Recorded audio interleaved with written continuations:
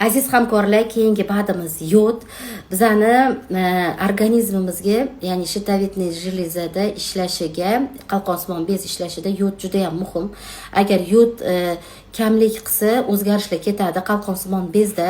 Mashinaniga motor qanchalik kerak bo'lsa, bizani organizmimizga qalqonsimon bezni roli ham shunchalik kerak.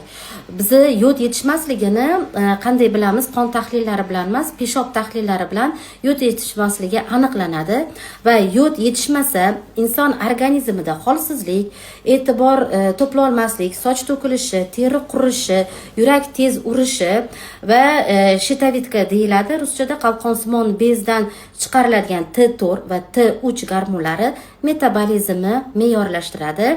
Agar bizda yod yetishmasa, jismoniy va aqliy rivojlanishdan orqada qolinadi.